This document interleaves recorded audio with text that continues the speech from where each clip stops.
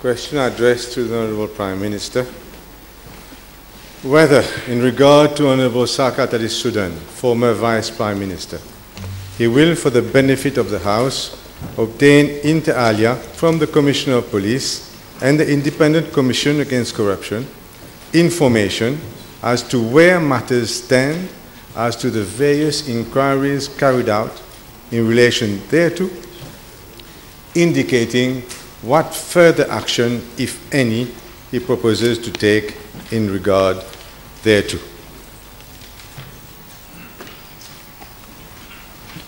Madam Speaker, let me at the outset remind the House in no uncertain terms that the presumption of innocence is a sacrosanct human right in our État de droit, a right which as a Democrat and as a lawyer I uphold. Madam Speaker, I wish to reiterate that I do not, and I will neither condone nor tolerate any attempt from any individual, whoever he or she may be, to flout the law, in particular to destabilize the social harmony in our country. Since I joined politics, I have always laid emphasis on unity in diversity and on the imperative not to discriminate but to give equal treatment to each and every component of the Mauritian society. Madam Speaker, as citizens of our united rainbow nation, we are all peace lovers and we all wish our unity to be strengthened while preserving the splendor and richness of our diversity.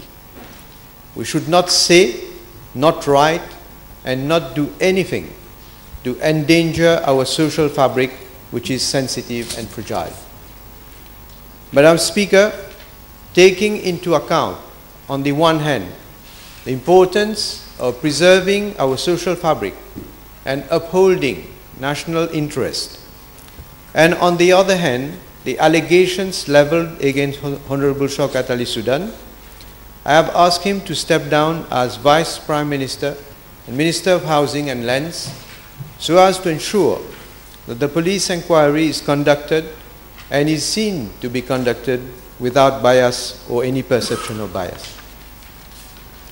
Madam Speaker, I have been informed by the Commissioner of Police that 6 cases have been reported against Honorable Soodhun in relation to alleged acts of stirring up racial hatred. Out of these 6 cases, 2 relate to precautionary measures. However, all the 6 cases arise out of the same facts. One case has been reported on behalf of Honorable Soodhun against a person for reported breach of the Information and Communication Technologies Act. Madam Speaker, I am informed by the Commissioner of Police that an inquiry has been initiated in all the 7 cases I have referred to.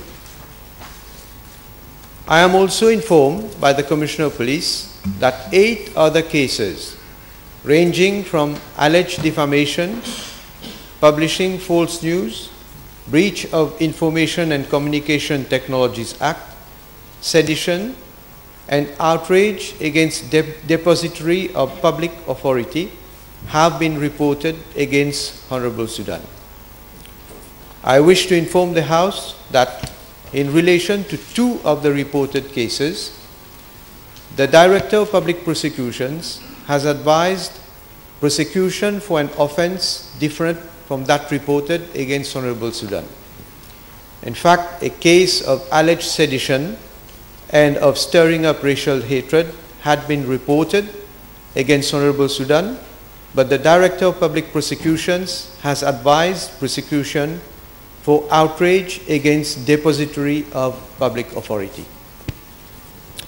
Madam Speaker, I am also informed by the Commissioner of Police that 14 cases ranging from breach of the Information and Communication Technologies Act, diffusing false news, swearing false affidavits to criminal defamation have been reported to the police by Honorable Soodhun against other persons, except for two cases, namely for breach of Information and Communication Technologies Act and for publishing false news, in which the DPP has advised no further action. All the other cases are still under inquiry. Madam Speaker, concerning the Independent Commission Against Corruption, I wish to highlight that by virtue of Section 81 of the Prevention of Corruption Act, no information relating to any investigation can be disclosed on any case investigated or under investigation by the ICAC, except as provided for under Sections 81.4 and 81.5 of the Act.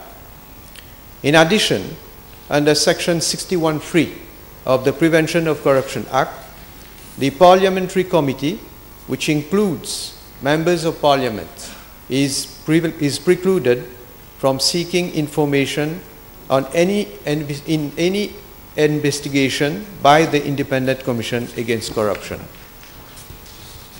Madam Speaker, I seize this opportunity to reassure the House and the nation at large that as Prime Minister, I will ensure that unity, harmony, and peace prevail at all times in the country which we all love so much. I said it before and I repeat it today. I have a sacred mission, and that includes preserving and consolidating Mauritius as an everlasting haven of peace and harmony. I appeal to all members of this august assembly and to the population to join hands together in fulfilling this mission.